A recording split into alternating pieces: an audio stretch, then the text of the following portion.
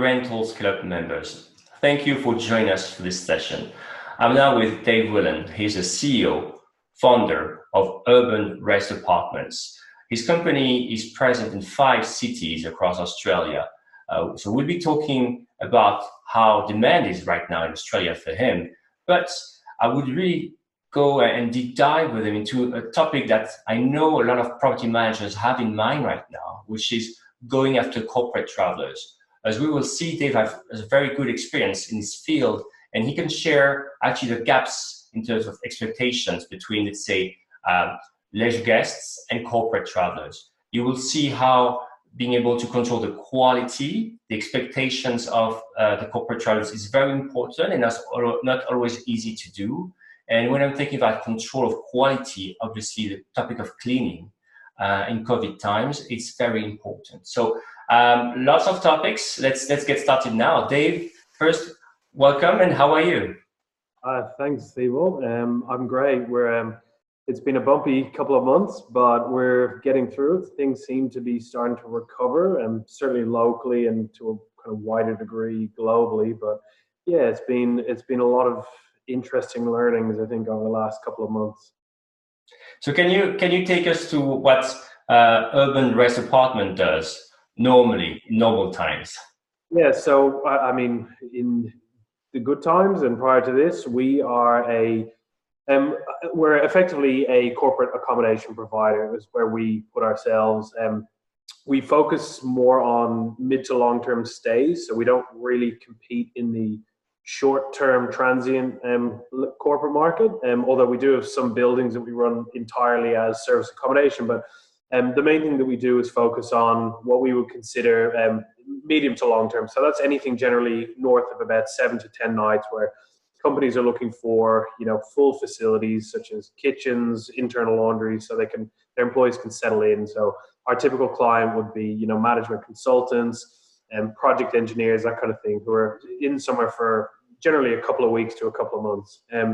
We would more consider ourselves a hotel distribution service as opposed to a pure property manager, because we kind of approach it from the other way around. Like, we have created a branded apartment offering, and we are trying to then use the capabilities we've built in our back end and our distribution capabilities and actually offer them to individual homeowners so that they can be part of that. So rather than approaching it from the management perspective and just using passive channels to get guests, we focus much more on actually building our distribution capabilities and our sales channels, going out, getting those clients, and then using individual owners and allowing them to benefit in that. So let's get, so we've just talked about normal times, I would say, and hopefully we'll come back. So, but how has the COVID-19 crisis been like for your business, corporate travel business, and how is it now? What do you see?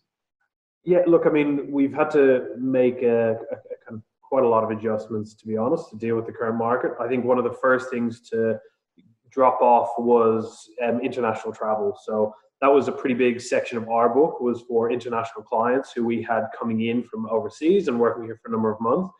And we kind of dropped from about 87, 88% occupancy to about 10 or 12 within the matter of about probably 2 weeks, where everyone just got recalled to their own countries, projects got stopped, whatever. We just lost our business. So we've tried a few different things in the meantime. We tried to set ourselves up as a short-term kind of COVID quarantine thing that people could stay at for the 2 weeks while they're self-isolating when they're coming back. And that was, limited amount of uptake. We tried to set certainly our city-based properties up as kind of, remote offices so that people could use them if they were working remotely, and to have almost like a separate office if they were, finding it difficult to work from home with the distractions that typically take place. We had some success with that, and then we've kind of pivoted towards just accepting more retail clients we typically would. So our traditional corporate direct booking channels, slowed down significantly. So we utilized then the more typical retail channel. So we ended up picking up still quite a lot of long-term stays, but it was more people who were returning back to the country, and kind of expats who'd been repatriated and who've been here now for, a number of months until they return home, or your typical market, like people who are renovating their houses and still kind of need a longer place to stay. So we try to, to fill the properties as much as we could. And we still see the city-based properties in particular struggle because people just don't want to be in the city, especially if they're on lockdown or restricted. I think people value being near parks or other things, places where there's a bit more to go out and see while they can.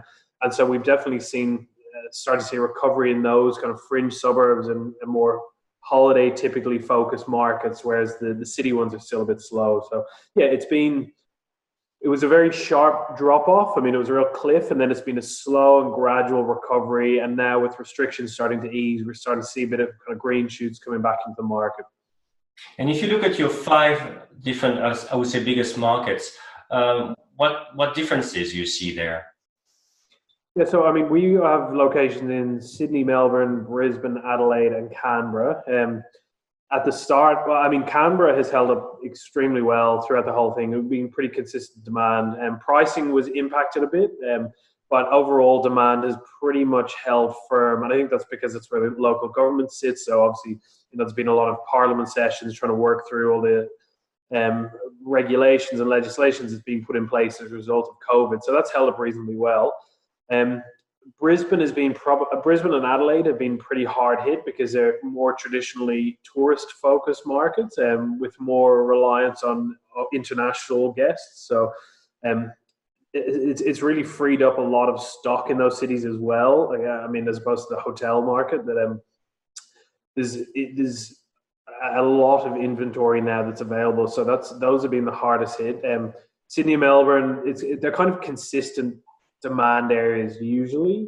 We've seen them recover quicker because more people, I think, as they're returning from overseas, are typically based Sydney or Melbourne, because just they're the biggest cities. So it's, I think, probably a function of just volume of people in those states have meant it held up somewhat. And then as we've started seeing things recover, I think we've seen intrastate traveling starting to pick up now as well. So the areas that have typically had, reasonable amount of domestic travel, which are mostly Sydney and Melbourne, have definitely started to recover the quickest. And let's start talking about expectations from corporate travelers, because even in a pickup in demand, you were saying that it's not necessarily the central urban areas that are seeing the first demand, but more like these fringe areas, right? And I know that I think you have clients like McKinsey, for example, and we were discussing before shooting this video, and I think you said actually it's been a trend for a while already that these companies would prefer sending out their employees to places that are actually fun to be with or pleasant to be with on the weekend, for example, right? So with COVID-19, do you think this trend of taking care of the wellness of the employees is something that's going to be long lasting, and are you well positioned for that to capture this demand? Yeah, look, I mean, I think, that's, I think, been a global point of focus over the last probably year or two in particular, has been a shift towards employee wellness and well-being, both from a physical and mental aspect.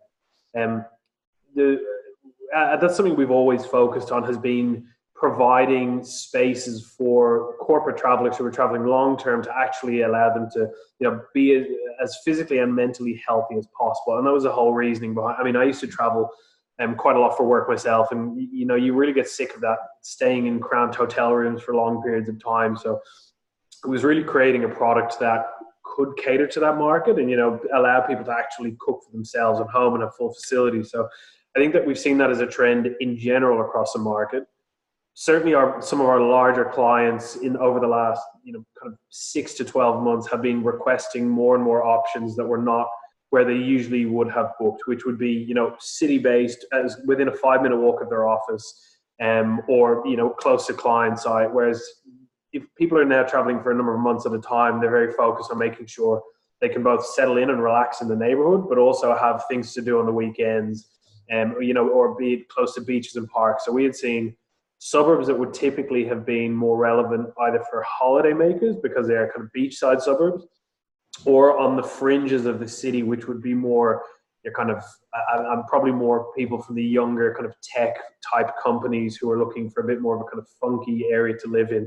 We're now seeing much more blue chip and the more kind of, the big blue chip companies wanting to use that type of product for their staff. So I think there's definitely been a notable shift towards removing people out of, the being right in the heart of the city and actually pushing them into areas where, there's things to do on the weekends and in the evenings and bars, restaurants, that kind of thing, and not just a focus on, being as convenient to the office as possible. So we've definitely been more conscious about picking up and looking for inventory in those areas, because we think as a trend, and especially given COVID, with now, more likely to have a reliance on not always going into the office, but on having somewhere that people can work from, but also enjoy being. I think that's definitely going to become more of a pronounced trend.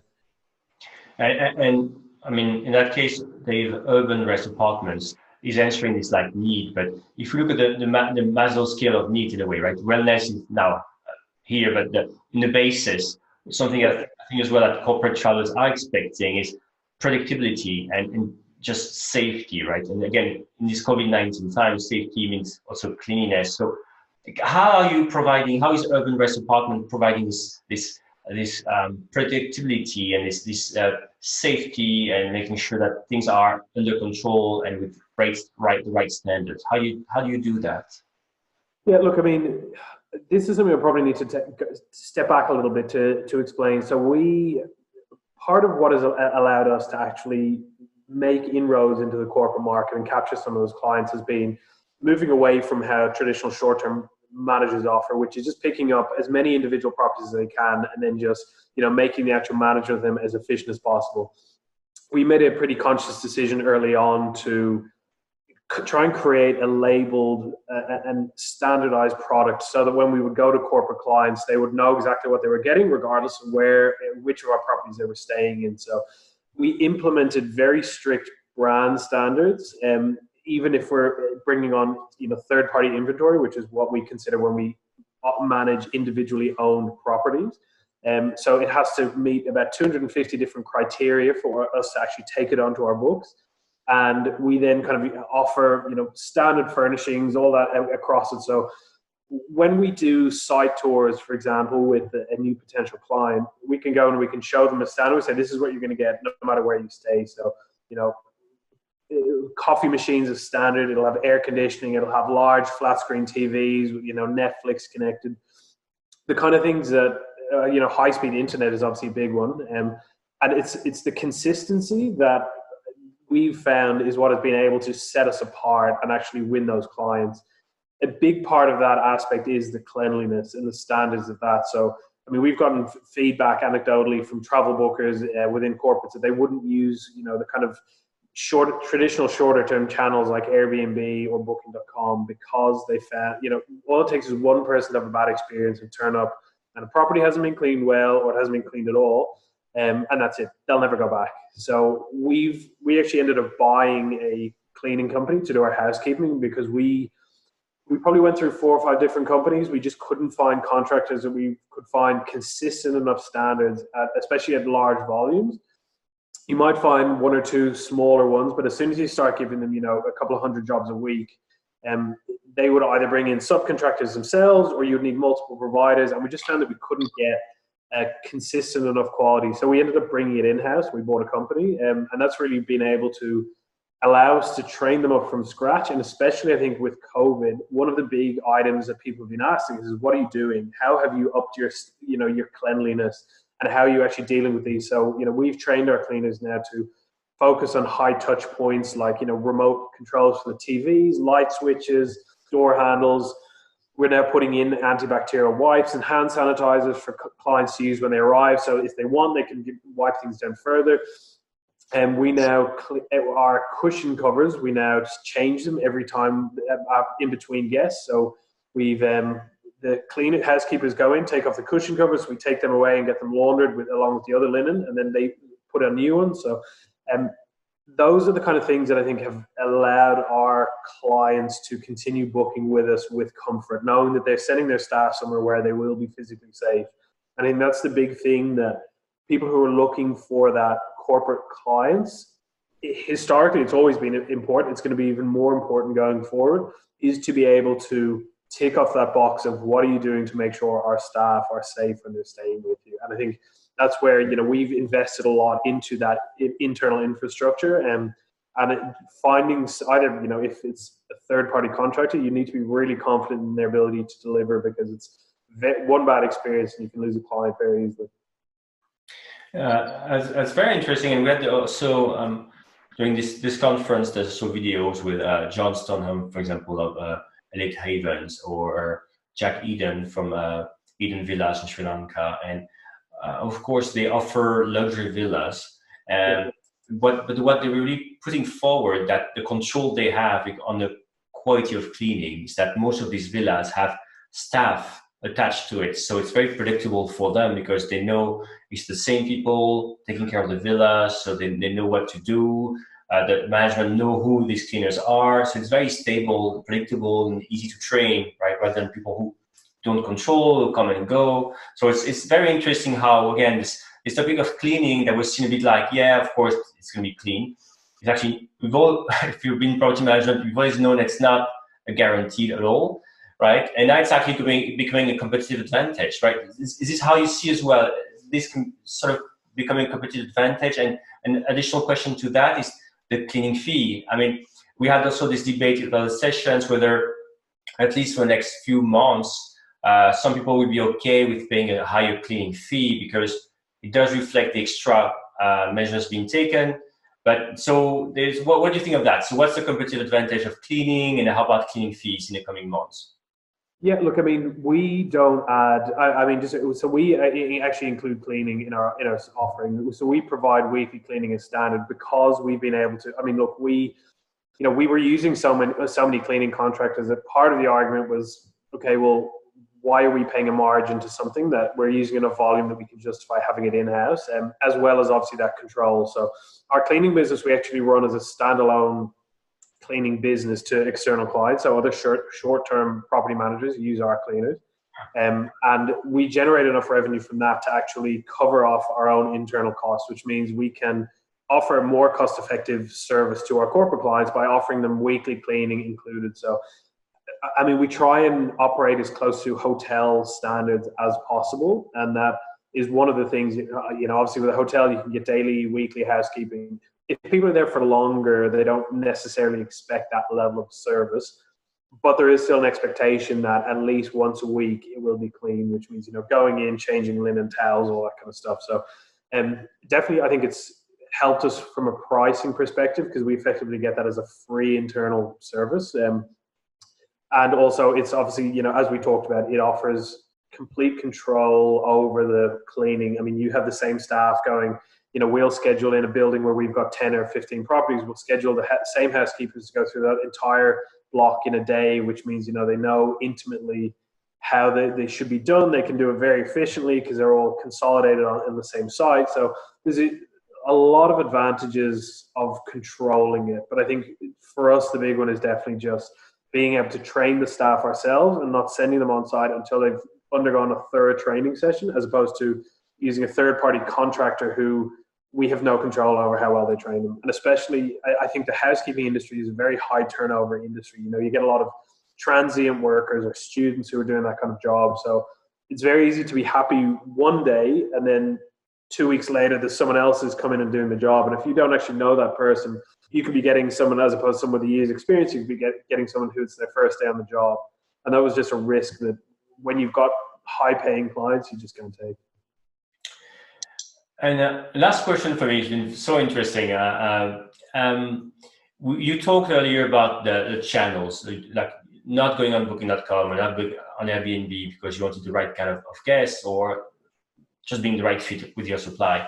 Then if people are listening to this again, maybe they'll be tempted into going into finding longer stays, like Airbnb, for example, has started pushing a bit more longer stays. It's always been there, right? Monthly stays on Airbnb, but it's been promoted a bit more. So what are the channels you're looking into? And for example, are you saying, yeah, we're going to try we're still going to try the Airbnb monthly rentals? That could be a good idea for us. How are you thinking about the channels? Yeah, look, I mean, to be honest, at the moment, we've had to use every channel that's available. I mean, we traditionally used to use in better times, we would use Airbnb and booking.com. We would still use the retail channels, but we would use it as effectively just to backfill gaps where we had. So our focus would be on long stays, and then we would just use that to backfill in, kind of if we had a week or two in between a 3-month booking, okay, just open it up on retail channels to maximize income. We haven't had the luxury of being as selective on guests over the last couple of months, so we've pretty much just made everything available across every channel that we have. Airbnb, to be fair, has been one of the largest delivery channels, and I think most people have probably seen that in terms of volume. It's, compared to Booking.com, which is traditionally higher volume, certainly in Australia, but that's more for shorter stays. So I think for longer stays, because it is more of a home product as opposed to, a hotel room product, I think a lot of people are using that as a channel. So we've certainly seen a lot of long stay volume coming through that. How that will change going forward, I think we'll probably end up reverting back to what we had previously done, which will be our focus will be on, once the business, in particular international, but once even interstate travel and business, people start going back to the office, we'll be going back to more towards the direct bookings as much as we can. That's kind of where we've invested a lot of effort and work into our sales teams and building up those distribution channels. But we also distribute through traditional corporate booking channels like Concur and Serco and Amex Corporate Travel. So that's been kind of one of the areas we've spent a lot of time and effort on. Like, those channels are normally restricted to, kind of 100 room plus hotels, because there's quite a large cost just in getting it up there. You need specific back-end management that can actually push your inventory through that in real time. So, channels like SiteMinder, which actually will allow you through the right channel management system to push your inventory onto those, is generally you need kind of, a certain volume within a given location. I mean, you can't, it's based on a single address. So unless you've got, a minimum 5 to 10 units within a single address, it's just too expensive. It's just too cost prohibitive. So that's why we spend a lot of effort building up those distribution channels, particularly direct bookings. And I think that's definitely where we'll be focusing on when it recovers. I mean, I'm not going to say that's going to be in the next 2 months. I'm not going to say it's going to be the next 12 months, because it's just too hard to predict at this point when certainly international borders will open. But we'll be moving back towards direct bookings. I mean, as much because it gives us better control. They're typically longer. They're higher margins because it's corporate clients that have larger budgets. So has always been and will continue to be our focus. But certainly in the meantime, I think Airbnb as a channel is, going to be extremely lucrative, and that will be likely where you'll see the initial recovery volume as people want to get out and go on holidays. Because I think for us anyway, leisure and retail will certainly recover before corporate does, because people want to get out and travel. They've been cooped up for months, and even if it means, it's only an hour or two's drive away to do a weekend, I think that'll recover before we see international business travel coming in. Thank you so much, Dave, for this very deep dive. I think now we understand way better what Urban Rest Apartment does, corporate travel is about, and I really like this notion of looking at the needs of people. Right, this wellness is important, has been a trend anyway, and probably won't go away. Working from anywhere does mean again goes into you can work from anywhere, but working from any hotel room is probably not as attractive as working from a nice apartment. So I think these are very interesting things, in cleanness as well. If people want to maybe know more about your company or to reach out to you, what's the best way to do that? Yeah, look, I mean, you can go to our website, a quick Google search of Urban Rest Apartments should take you there, or it's urbanrest.com.au. Or, feel free to reach out to me on LinkedIn. I'm, reasonably easy to find. Look for the company, or look for me, David Whelan, at LinkedIn. We don't have I certainly don't have much of a personal social media presence across Instagram, but our company's on all those channels. So if someone reaches out to any of those things, they'll be able to get in touch with me pretty easily. Great. So we'll put a link below video to the website, your LinkedIn profile, so it's be easier for great people to find. Once again, thank you so much for your time today. I really appreciate that. No problem, Thibault. It was great talking to you, and hopefully you and all the other short-term managers out there have a bit of an easier ride for the second half of the year. Hopefully things recover quicker. Can only be better. All right. It can't get any worse. Take care. Thanks, mate. See you. Bye.